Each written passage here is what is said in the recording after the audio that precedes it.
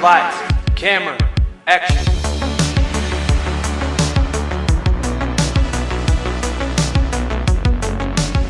Hey guys. Hey everyone. Welcome back to the podcast and welcome back to week 2 of our 4 weeks of Christmas movies.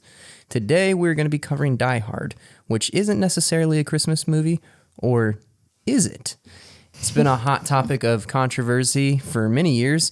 Is it or isn't it a Christmas movie? And that's what we're going to be talking about today. We are really excited about it. We're thankful to have you guys joining us. Word of caution, this movie is rated R. There is a lot of language and violence in it. We are not by any means promoting or recommending this movie. However, we are going to be discussing it. So thank you guys for joining us. If you're listening on YouTube, we ask that you give us a thumbs up or leave us a comment. If you're listening on Spotify, consider giving us a 5-star review. And with that, I think let's jump right in. All right. So, Die Hard was released on July 22nd, 1988. It was directed by 4 directors, actually. What? Yes. Really? That's what I found. That's insane. I had no idea. I know. So they are John Moore, Len Wiseman, John McTiernan, and Rennie Harlan. It is starring Bruce Willis, Alan Rickman, Bonnie Bedelia, Reginald VelJohnson, Devorah White, and Paul Gleason. It was distributed by 20th Century Studios. It has a runtime of 2 hours and 11 minutes. As we said before, it is rated R. It had a budget of $28 million and a box office total of $240 million. So I do have some fun facts that I'm pretty excited about, honestly. I think there's some good ones. Okay, good deal. Sorry, I was getting a little distracted because I'm fairly certain that there was only one director. Actually, I'm looking at it on IMDb right now. There's only one director. It was John McTiernan. What on earth? Why did I find 4 then? Because it's an error on Google. It just pulls up all 4 of them. Oh, because they've directed Die Hard sequels. Yes. Yeah. So John McTiernan. Well, I apologize, everyone. Evidently, there's like this news article. I guess he was arrested by the FBI. Oh. Yeah. I don't know what's up with that. You can look that up. We're not covering that. But anyways, that is we are retconning that statement a second ago, correcting it. It was only John McTiernan. Yes. Sorry about that. Okay, so my first fun fact is that Bruce Willis did a lot of his own stunts and actually ended up suffering permanent hearing damage because, you know, the scene where he's like shooting a terrorist through the table, like he's underneath and the terrorist is on top. Yes, it was in my production details. Oh, I'm sorry. No, it's okay.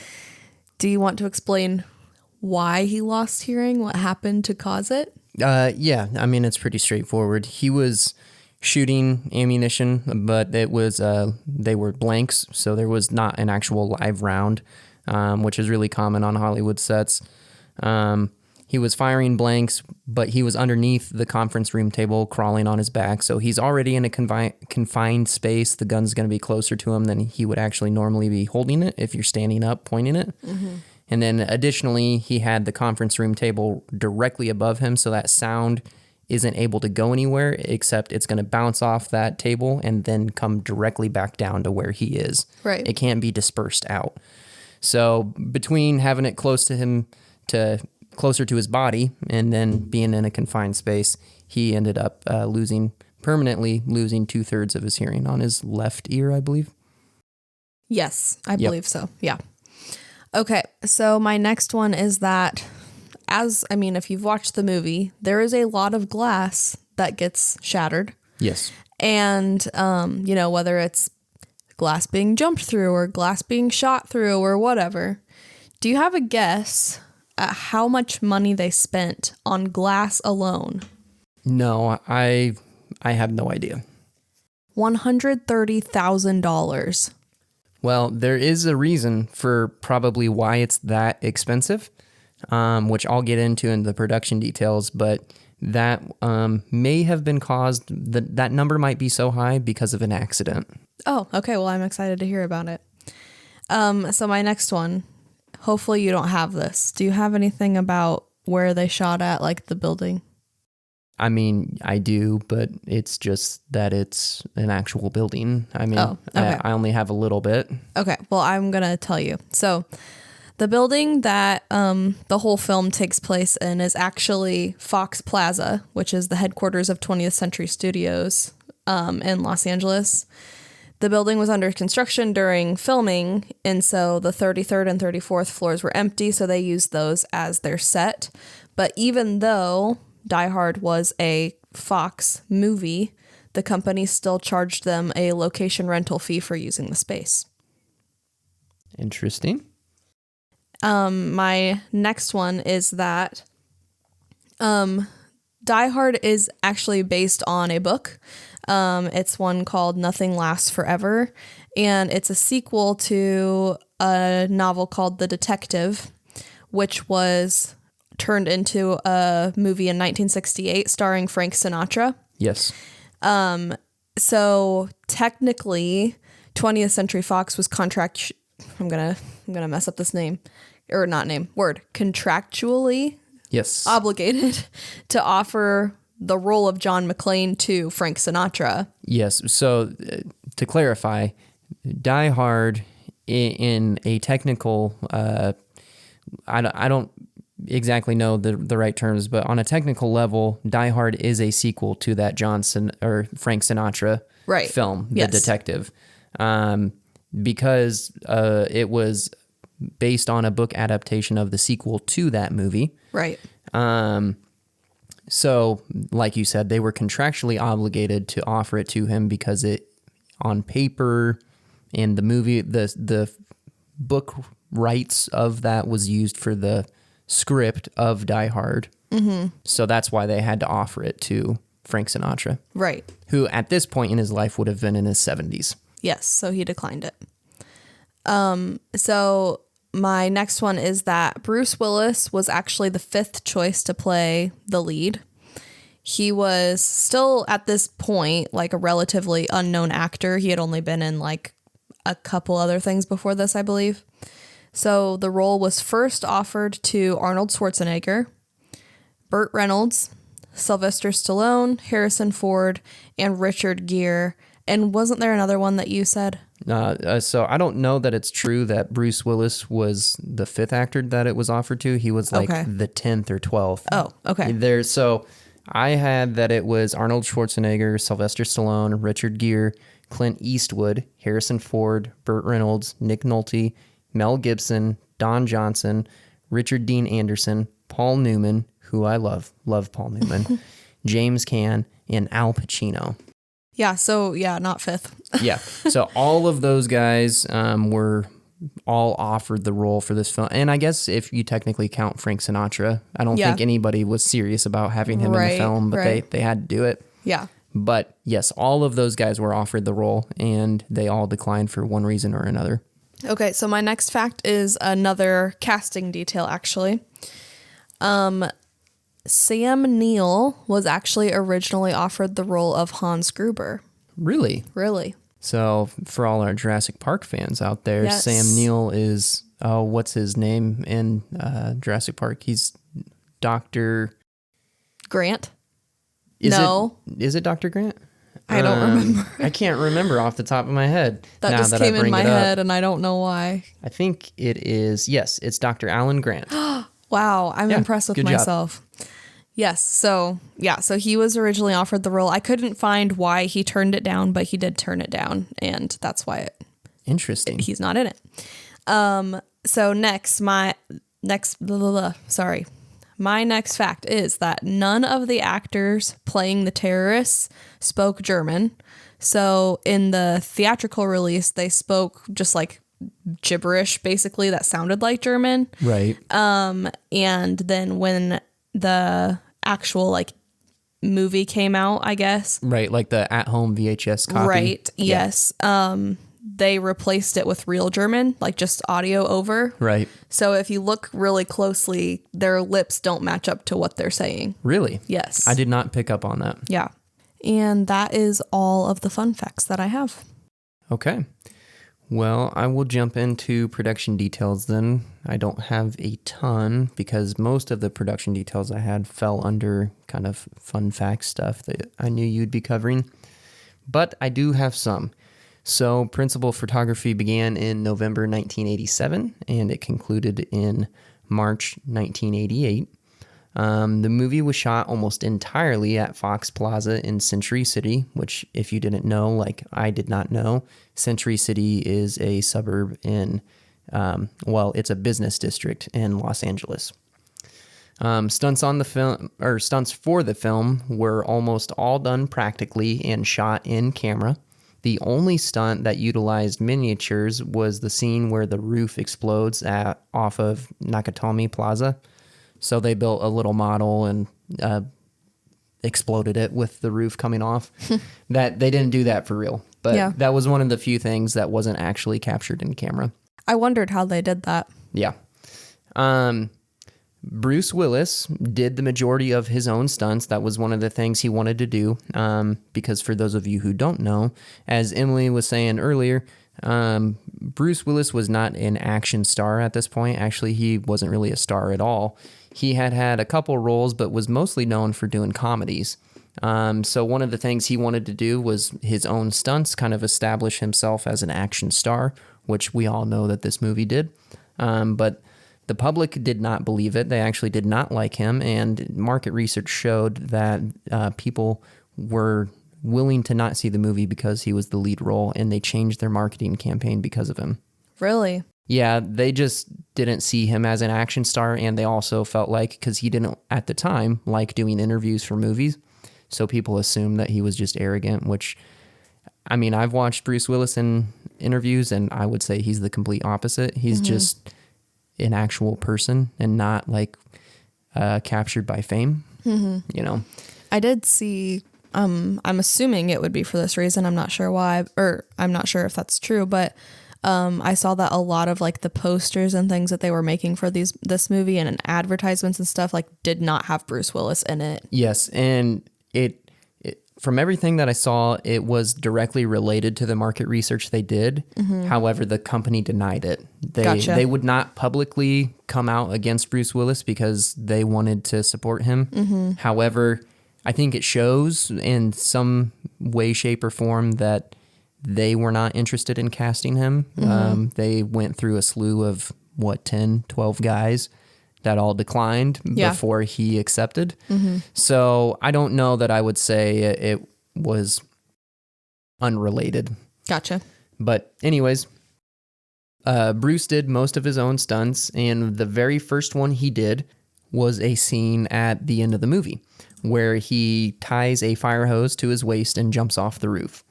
That was the first one he did? That was the first stunt he did. Wow. Yeah, and he did it himself. This was not done on the actual roof of the Fox Plaza. So how they did it, they had Bruce, in a safety harness, but he tied a fire hose around his waist and everything. They had him jump off of a 5-story parking garage, which, to give you frame of reference, is anywhere from 50 to 60 feet high. He jumped off of a 5-story parking garage onto a blue screen airbag so that they were able to edit it out and whatnot. While he was jumping off of the building, there was a 60-foot wall of flame that was exploding behind him. And the explosive force of that pushed Bruce to the edge of the airbag as he was falling, and the crew thought that he died. Yeah, that's pretty scary. Yeah, but he didn't, and he was fine. He didn't have any injuries when doing it, but they were pretty freaked out. Yeah. Especially because during production of the movie, they were very intentional about making sure the stuntmen, the actors were all very safe, because right before they started shooting for this movie, The Twilight Zone, the movie, was being shot, and a stuntman died on set. Oh, wow. So they were really hunkering down to make sure that everybody was safe. So they were really freaked out by this. Yeah, I'm sure. I read that about that too. And I guess, I don't know if this is true or not, but I guess that Bruce's wife was on set that day.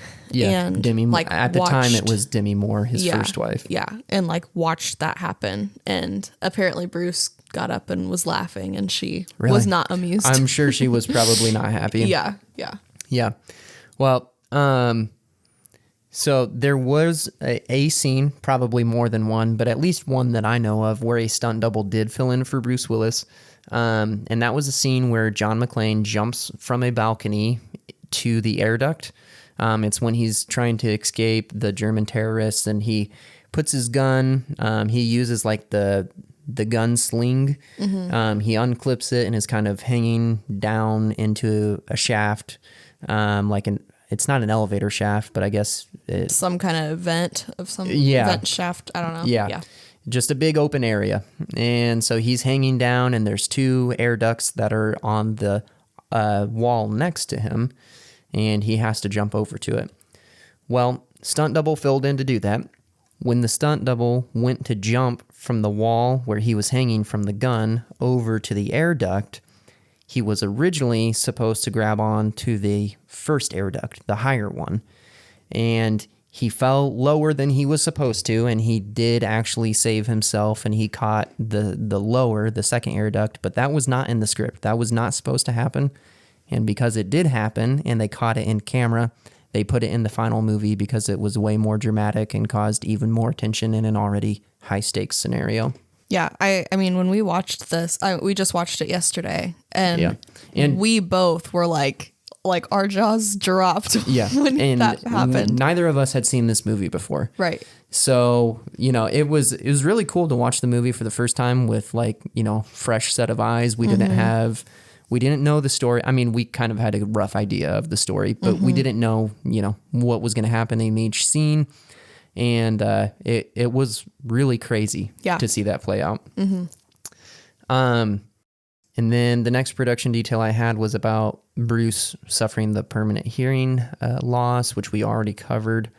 So circling back to the cost of windows, what was the figure that you gave us earlier on how much they spent on replacing the cost of glass, I guess I should say? $130,000.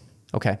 So the reason that I said I believe that is tied directly to an accident is because when they were shooting the scene where John McClane throws the C4 down the elevator shaft, and it's like that massive explosion. So when they shot that, they did use explosives. And as we said, this was a real building. Right. And they shot pretty much everything on scene, or I guess on location. The crew, when they set off that explosion, accidentally blew out every window on one floor of the building. Oh, my word. Yeah. So my assumption is that the cost of glass was that high because of that. Yeah, that makes sense. I don't know that for sure. Maybe that number wasn't included in the final figure, but I would assume that it probably was. Yeah, you're probably right. Yeah. And then the final detail that I have is Alan Rickman, who plays Hans in the film. His final scene in the movie is where he's hanging from a ledge holding on to Holly McClane, and he ends up falling to his death. Right. Well, that scene was actually not shot on location. They shot that on a soundstage where they could do that all safely.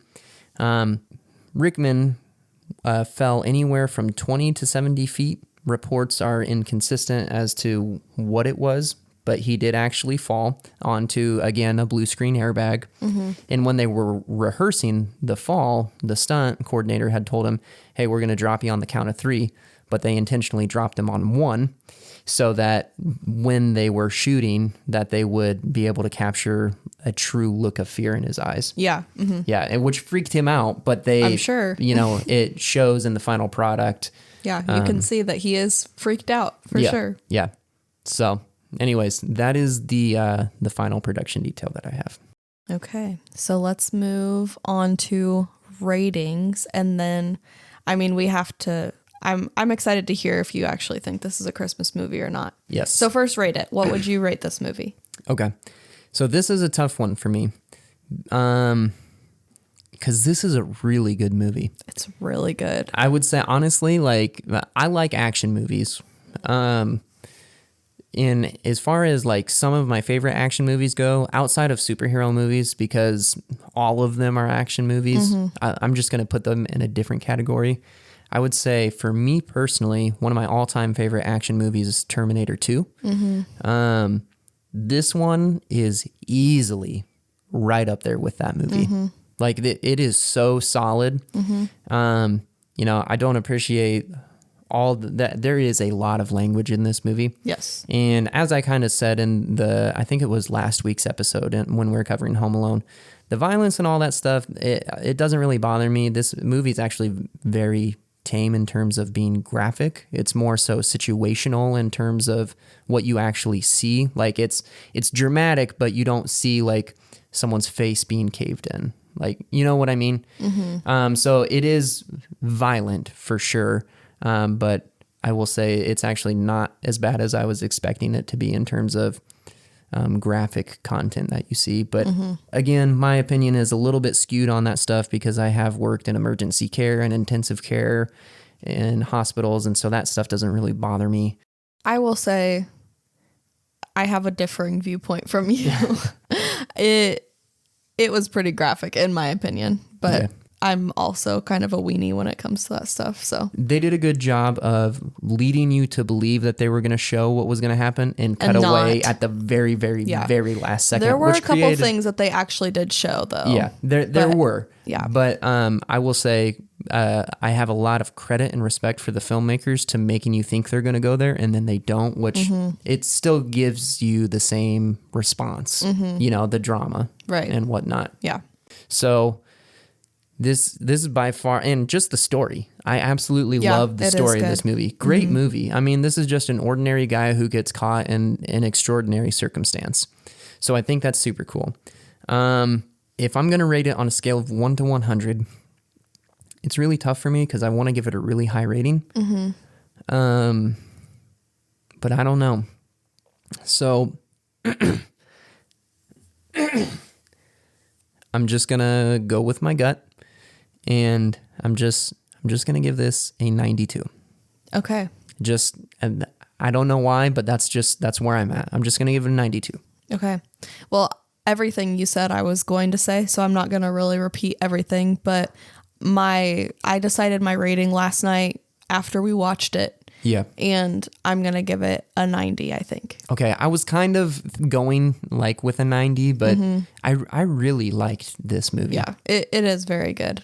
Really good. I was looking at the reviews on some different streaming websites, and most of them have this movie at a full 5 stars. Yeah. Which I'm not surprised. Yeah, that's really impressive. I understand the hype now. I mean, like with Jake Peralta and Brooklyn Nine-Nine. Like yeah. it's his favorite movie, and I understand now. Yes, I totally get it. And like, there's an episode of The Office where they talk about Die Hard. It's in like the later seasons, which a lot of people don't like. But if you don't watch those, then you're not a true Office fan. It's true. Anyway, we are big Office fans. Yes. But anyways, yes, I get it. I understand why why there's a lot of hype around this movie being like one of the greatest action movies of all time. Okay. So I did just a tiny amount of research about whether Die Hard is a Christmas movie or not. I was just curious about, what other people thought, because I know that it's a huge controversy and I know that people are very torn on it. So I was just curious, how close is it? Like, is it just like 30% that say that it is a Christmas movie and the rest don't, or, know? Yeah. So there was a poll conducted in 2021 because I guess it was on Disney Plus for a time. Okay. So when they released it on Disney Plus, they conducted a poll. It actually still is on Disney Plus. Oh, is it really? Just Okay. not in the US. Every Gotcha. other outside countries have it on Disney Plus, just not the US. Okay. So when it was released on Disney Plus, they conducted a poll just asking people that had seen it if they think it's a Christmas movie or not. 44% said it was a Christmas movie. 47% said it was not, and the rest were undecided. Wow. Yes. Okay, I wasn't expecting it to be that close. I thought Isn't the rest that was just going to crazy? be 60, Yeah. Wow. No. Okay. Yeah. So very close. Now I got a little more curious. I was like, I wonder if any of the cast or people who have worked on the movie have like said Like if they feel like it's a Christmas movie or not. So the director, John McTiernan, says that it is a Christmas movie. Okay. But he said it wasn't originally intended to be a Christmas movie. His quote was, "The joy that came from it is what turned it into a Christmas movie." Okay. So he says it is, but Bruce Willis is adamant that it is not a Christmas movie. Really? Yes. Okay. Interesting. In his words, it is a Bruce Willis movie. So, okay. He yes. might be tongue in cheek Yes, making yes. a joke there. Okay. Yes. So, Which before we go any further, yeah. I don't expect anybody from Bruce Willis's family to be listening to this, but if you are, just want to extend love to them. Yes. Because everything that's going on with Bruce Willis right now is just so heartbreaking. sad. If you guys don't know, he has contracted a condition. I don't remember what it is, so I'm not even going to try and guess, but he's basically lost all verbal ability to speak. He's still alive and able to function on a daily basis. He's just losing his ability to speak, which is very, very sad. And he's unable to remember scripts for acting. So he's kind of been forced into retirement, which is really sad. Yeah. Yeah. But anyways, back on topic. Is this a Christmas movie or is it not? And do you want to go first or do you want me to go first? I don't care. You can go. Okay. So I will say, I have gone back and forth on, like, from when I watched it last night. Was it last night that we watched it? Yeah, so last night and some of today, and I've gone back and forth at different times, and I feel strongly. This is a Christmas movie. Okay. I want to hear all of your reasoning. Okay, so do you want to share where you're at first, or do you want me to go and explain why? Well, this is going to be interesting because I don't think it's a Christmas movie. Okay. Now, I will say I was very torn, and Yeah. it is just by the slightest amount that I don't think it's a Christmas movie. Yeah. Like when I was expecting, before watching it, I knew about all of the controversy around it. Right. And I was expecting to know right off the bat, okay, yeah, no, this is not a Christmas movie, Right. And it was hard. I honestly for me. felt the exact same way. Going into it, I was like, this isn't a Christmas movie. Emily and I are both going to sit down, record the podcast, and we're both going to be like, no, this definitely isn't a Christmas movie. Yeah. But, we're just going to cover it during our Christmas, 4 weeks of Christmas, just because of the controversy. And like you said, it was very hard. Yes. Way more than I expected. I honestly kind of going into it was thinking about Iron Man 3, which I'm a superhero nerd. That movie really grinds my gears. It is, they did so much wrong in that movie. I like it. It's okay. Shane Black directed it. I don't really care for him as a director. The story wasn't there. Jon Favreau should have been in full control of that movie, but that's neither here nor there. That's not what we're talking about. But I kind of had, going into it, the idea that, Iron Man 3 is set at Christmas, but I feel strongly that that is not a Christmas movie because it really has nothing to do with Christmas. It's just happens to be when this story takes place. That is not how I felt about this movie. Yeah. So, honestly, when I hear your reasoning, because I'm so on the edge, you might sway me. Really? Yes. Okay, so while I was watching it, the first thing that started convincing me that maybe this actually was because the score for the movie actually uses Christmas songs. Yes. Which I wish I would have written them down. I think I might be able to get to it because I think I still have it up. But they used so I have Winter Wonderland. That was one of the songs that they used for the actual score, as well as Let It Snow, Let It Snow, Let It Snow. And there was one more that I saw. I don't remember what it is. Ode to Joy. Ode to Joy. So all of those are classic Christmas songs. And that was the score for the film. However, it wasn't just your typical version of those songs. They used them kind of like they played ominous versions of those songs, I guess. They played regular versions too, but like as sequences would happen, they kind of started changing the song and making it Right. more ominous depending on what was going on in the scene. And that for me was like, wow, this is actually like they are really using this. It's not just the time of year. Like they're really embracing the whole idea of Christmas throughout the film. So just the fact that they incorporated it into the score was definitely one of the major things that swayed me. I think the next thing that swayed me was because they started incorporating, I guess you could say, like iconic Christmas stuff in the film. I don't know what to say other than when John McClane kills the first German guy. Yeah. And he's standing next to like I guess a Santa figure statue. Yeah. I don't know what you call it. So he writes a message to the other terrorists and sends the body down in an elevator shaft. And he, writes, I have A machine gun now, ho, ho, ho, or something like that. Like, okay, they're leaning into it, Right. Because again, what's ringing true in my mind is Iron Man 3, which is an action movie set in Christmas. And they really disregard everything about Christmas in that movie, except for there's a Christmas tree in a couple scenes, and whatever. Right. And with this, they're like, okay, they're leaning into it again. Yeah. And then one of the things that really pushed, honestly, I think this is what pushed me over the edge. So in the beginning of the movie, when John McClane gets picked up by Argyle, Yes. the limo driver, which, by the way, loved Argyle's character. For somebody who plays such a minimal role in the film, really loved that character. Yeah. He was well acted. He was funny, very likable. He has a heroic scene in the end. So I enjoyed him. But anyways, and just his dynamic with John McClane. I like that they kind of built up a quick trust. But anyways, so when they're in the parking lot or they're driving, at some point, he pops in a tape. Yes, a tape, not a CD player or a phone. This is back in the 80s. He starts playing some rap music, and John McClane is like, don't you have any Christmas music? He's like, this is Christmas music, which the song he's playing is Christmas in Hollis by Run DMC, one of the greatest rap groups of all time.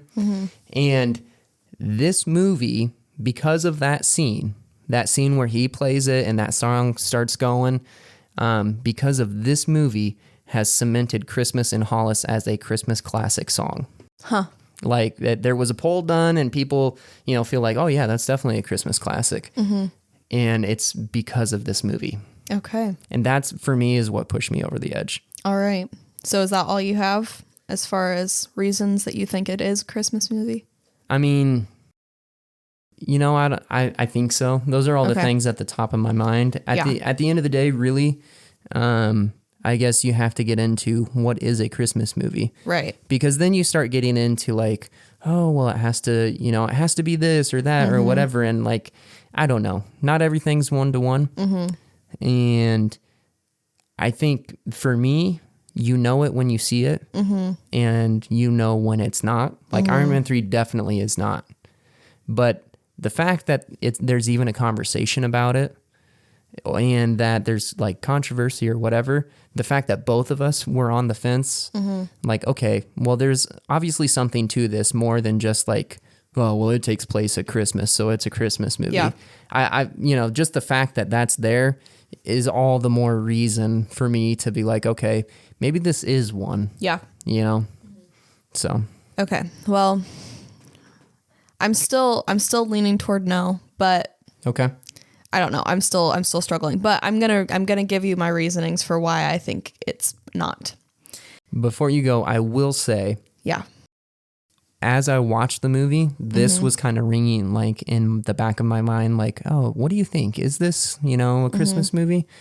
And as I'm watching, I'm feeling more and more convinced that it is, pretty much up until kind of like the third act.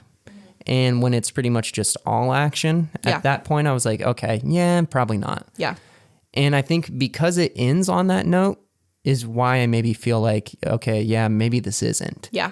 But up until that point, I felt pretty convinced that this is a Christmas movie, which is again why I'm leaning back that way. Okay.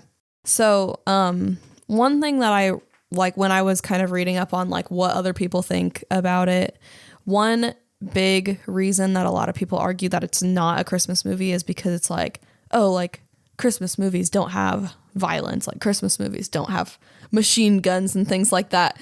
That is not one of my reasons. Yeah, I was gonna say, because at that point, again, like, what are you like? Right. You can't say that like they're not all like this cookie cutter, you know, thing. Like they some of them definitely are like Hallmark. Right. Those are Christmas like cookie cutter, you know, but yes. They don't all have to be exactly the same. Well, and on that note too, just like you can have a Christmas comedy, you can have a Christmas family movie, you can have a Christmas action movie. You know, it doesn't necessarily have to be this like a one size fits all thing. Exactly. Right. Yeah. So just prefacing that, like that is not one of my reasons.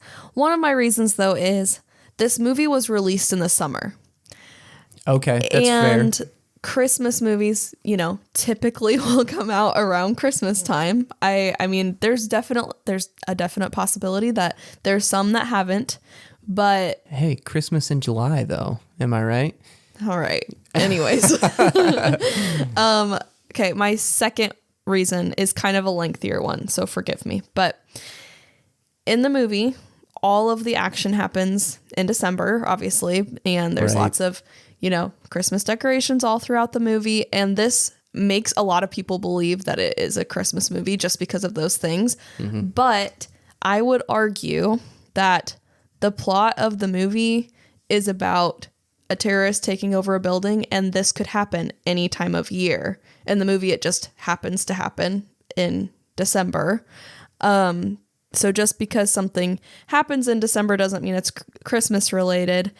And like I guess my argument would be that if the takeover of the Nakatomi Plaza happened in like April when like we have Easter, that wouldn't make it an Easter movie, you know? Yeah. Like or Valentine's Day, like if it happened in February.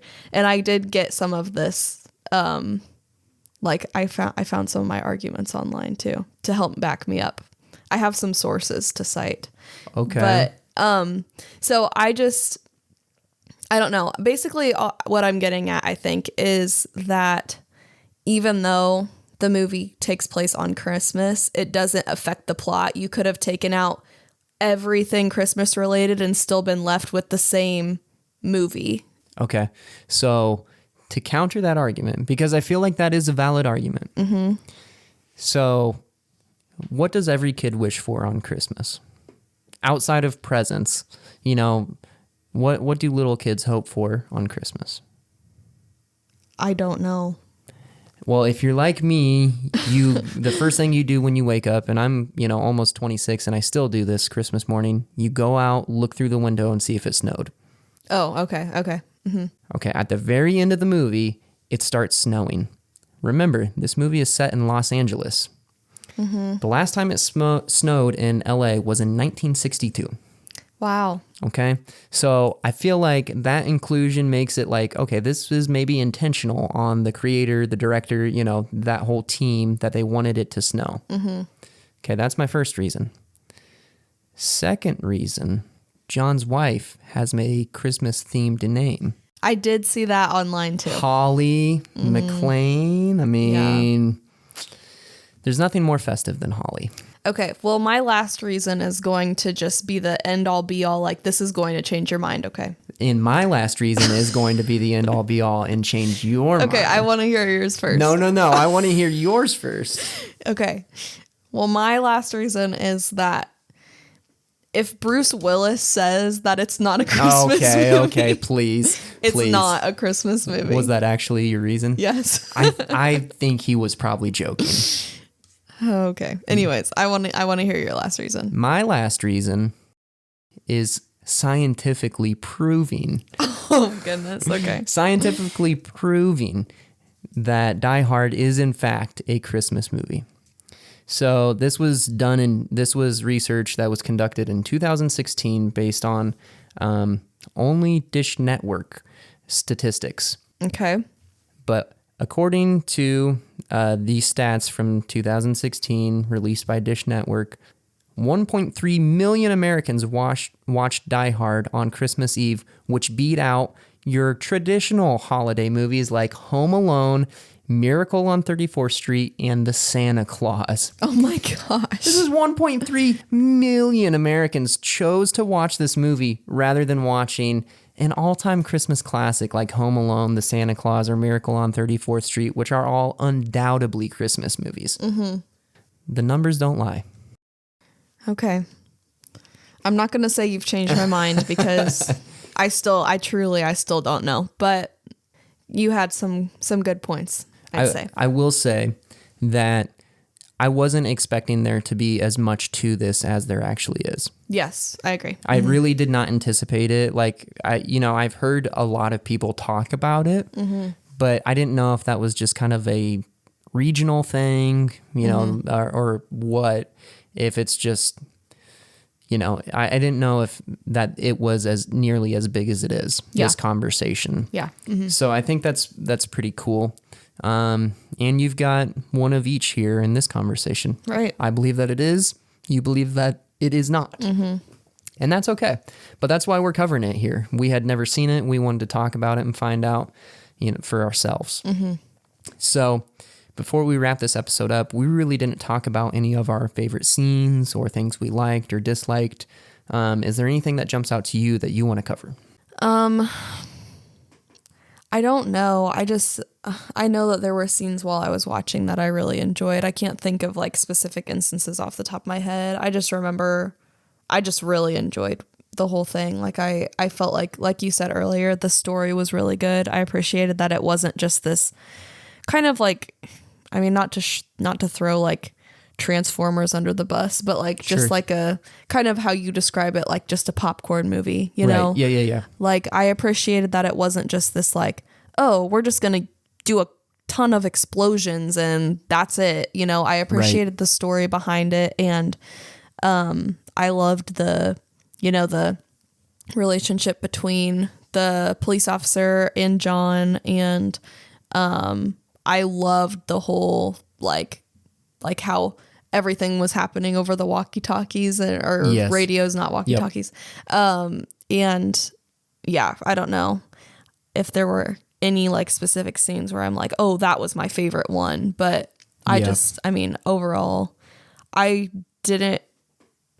don't want to say I didn't have high hopes because I didn't think it was going to be bad, but I guess I just didn't really know what to expect. So, right. Yeah. Yeah. I will say, I agree with everything you said. I really loved just the character of John McClane in general. Yes. He's a very smart guy, and just, again, an ordinary guy who just was trying to stay alive and save anyone that he could, which is really, really cool. I love the dynamic of the radios, like you were mentioning.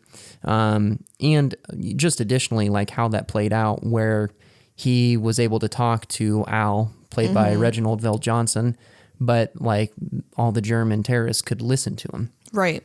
So he wasn't actually able to have like these private conversations and get help and, stuff like that. So that was really interesting. Can I really quick cut in and say something that I hated? Sure. Yeah. I know that it just was, I know it wasn't supposed to be something that we were going to enjoy watching, but right. The female officer dispatcher on the line. Yeah. Oh my gosh. I was like that surely would not happen in real life. Yeah. Like I just the fact that she was saying, like, oh, this is a line only for whatever she said. Emergency broadcast. It clearly was an emergency. Yeah. Yeah. Like, I'm not going to repeat what he said, but his comeback line to that was pretty funny. Yes. But it made me really mad. Yeah, no, I agree. That was frustrating to watch play out, which, I mean, it happened for a reason. And that was one thing that I guess maybe could be the theme of this movie, was that there was a reason for everything in this movie, which I appreciate. When you talk about popcorn movies and just mindless action and unnecessary explosions and all that stuff. Yeah. When you look at a movie like Die Hard, there's an incredible amount of explosions and flames and all that stuff. But everything that happened in this movie happened for a reason, and I didn't feel like it was just like, oh, this is the move, okay, so 20th Century Fox in this case, this is their big summer blockbuster or whatever. I did not feel that way when those things were happening. What I felt like was, oh, because John had to make this choice, this is what happened, or this is happening here, so he's having to do this. Yeah. Or, whatever the case may be. But, even when like the entire roof exploded, I don't really care that the roof exploded. I care about John jumping off of the roof with a fire hose tied around his waist. Right. That's what I'm worried about. I don't care about the money shot or, whatever you want to call it, the splash page of just this roof being exploded. I'm more interested and invested in the story. And that's probably the through line of this film, is that there's an incredibly, incredibly, incredibly strong story here, which I have a major appreciation for. Yeah. And I will say, one of the favorite scenes that, like, as I was watching it, I was like, oh, wow, that's awesome. When I was watching it was when John McClane was, I don't remember exactly where he was at in the building, but this is a little bit further into the movie, maybe the halfway point, maybe a little bit past it. And Hans is out looking for him. And then they ended up running into each other. But John had not seen Hans to that point. Right. Up to that point, he had only talked to him on the radio. I love the fact that John was smart enough to, be decisive and not just shoot this guy on the scene. Even though he was a bad guy, he didn't know that. Right. And the fact that Hans was cunning enough to, start doing an American accent and be like, oh my gosh, you're one of them, and trying to cover his own hind end and pretend like he's one of the hostages.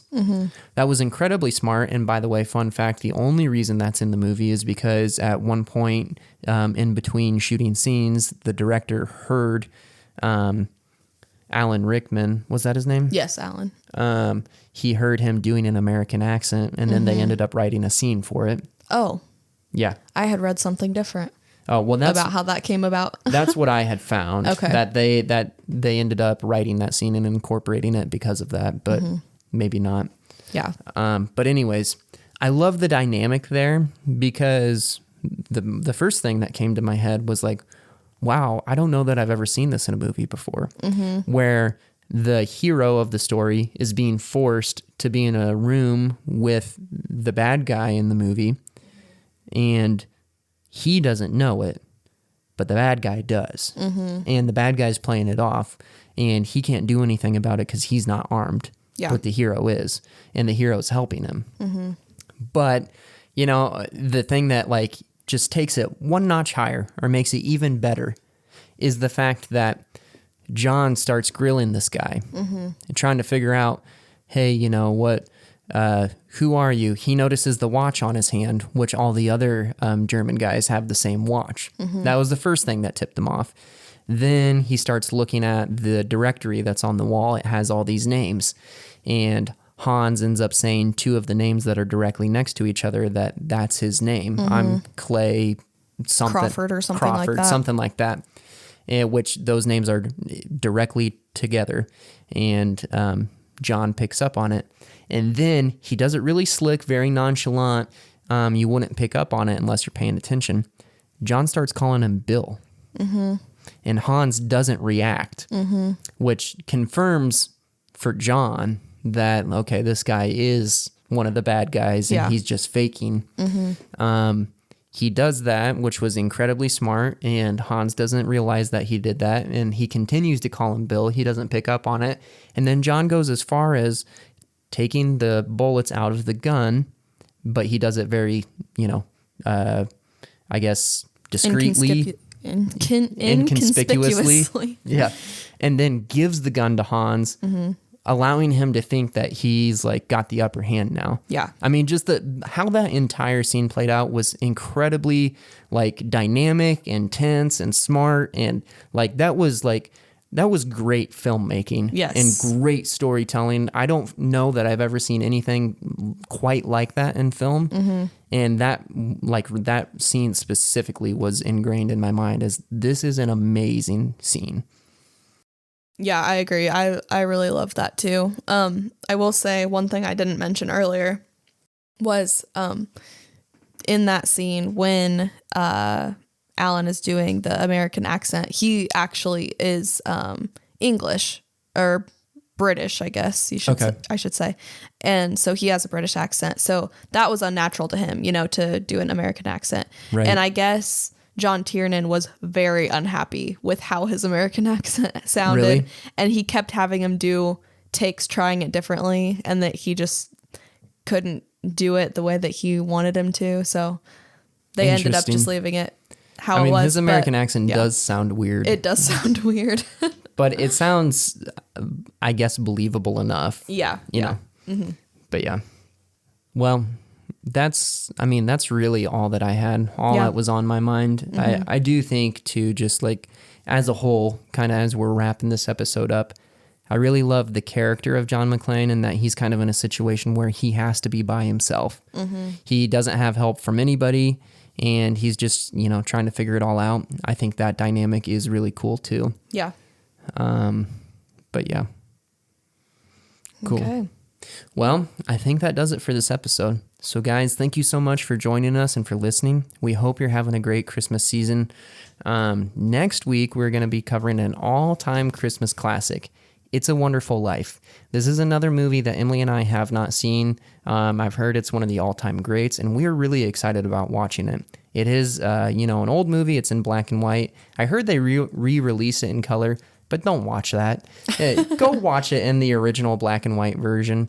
But I'm really stoked about watching it, and we're going to have a guest in the studio when we cover this movie, so get excited for that. If you haven't watched it, do you know, is it streaming anywhere? It is. It's streaming on Sling TV and the Roku channel if you have Roku.